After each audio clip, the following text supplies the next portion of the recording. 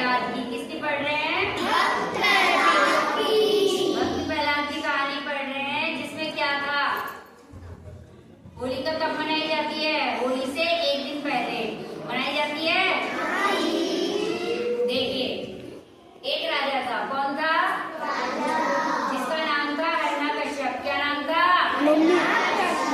उसका एक बेटा था, बेटे का नाम क्या था? भक्त प्रहलाद। क्या नाम था? हिरण्यकश्यप राक्षसों का राजा था। किसका राजा था? और भक्त प्रहलाद किसके भक्त थे? श्री हरि विष्णु के। किसके? तो जो हिरण्यकश्यप था ना, उसने राज्य में घोषणा करवा दी। क्या करवा दी? घोषणा करवा दी कि सभी लोग क्या करेंगे? मेरी पूजा करेंगे। क्या करेंगे? मगर जो भक्त प्रहलाद था, वो अपने पिताजी की बात नहीं मानता था। ठीक है, तो वो क्या करता था? वो विष्णु भगवान की पूजा करता था। किसकी पूजा करते थे? विष्णु भगवान की। और हिरण्यकश्यप इस बात से बहुत ज्यादा दुखी था। क्या, क्यों दुखी था? क्योंकि उसका बेटा ही उसकी बात नहीं मानता था, वही उसको भगवान नहीं मानता था, तो उसकी प्रजा उसको भगवान कैसे मान सकती थी? जैसे जैसे प्रहलाद रोज मतलब पूजा करता था, पाठ करता था, उसको सब लोग देखते रहते थे। ये छोटा सा बच्चा है, डेली सुबह शाम नहा धोकर विष्णु भगवान की पूजा करता रहता है, उनका जाप करता रहता है। इससे हिरण्यकश्यप को बहुत गुस्सा आता था। वो क्या करता था? कभी उसको मारने के लिए नदी में डुबो देता था, मगर नदी का पानी सूख जाता था और भक्त प्रहलाद बच जाता था। एक बार की बात है कि प्रहलाद को उसके सैनिक पकड़ के कहाँ ले गए? पहाड़ पे। पहाड़ से उसको नीचे फेंक दिया और प्रहलाद गिरते गिरते भी क्या कह रहा है? ओम श्री हरि विष्णु नमः, ऐसे करके अपना जाप कर रहा है। तो नीचे उसे गोद में किसने पकड़ लिया? विष्णु भगवान ने। और सैनिकों को दिखाई भी नहीं दिए। और अब हम नीचे गिरेंगे, कोई हमें गोद में पकड़ लेगा, हम बच जाएंगे ना, हमें चोट नहीं लगेगी ना। अब ऐसे ही प्रहलाद वापिस आ गया, अपने घर वापिस आ गया। फिर हिरण्यकश्यप को लोगों ने, सैनिकों ने बताया कि भाई राजा जी, ये आपका बच्चा तो कोई मायावी बच्चा है, ये मरता ही नहीं है। हमने इसे नदी में डुबोया है, वहां से बची आया, पहाड़ पे से फेंका, वहां से भी बची आया। अब बताओ क्या करें? फिर हिरण्यकश्यप कहता है कि आप लोग जाओ और पागल हाथी लेके आओ, पागल हाथी के सामने इसको डाल दो। किसको डाल दो? प्रहलाद को। किसको? प्रहलाद को डाल दो, तो ये मर जाएगा। मगर वो पागल हाथी को भी लेके आते हैं, पिंजरे के सामने प्रहलाद को खड़ा कर देते हैं, है ना।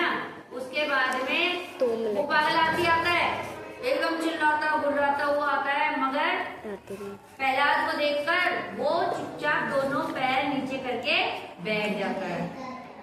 अब हिरण्यकश्यप को और गुस्सा आ जाता है, ये क्या चीज है जो कि ये मरता ही नहीं है। फिर वो गुस्से में अपनी बहन को बुलाता है। किसको बुलाता है? होलिका को। क्या नाम था उसका? होलिका। उसे क्या मिला हुआ था? वरदान। किस चीज का वरदान मिला था? कि वो आग में नहीं जलेगी।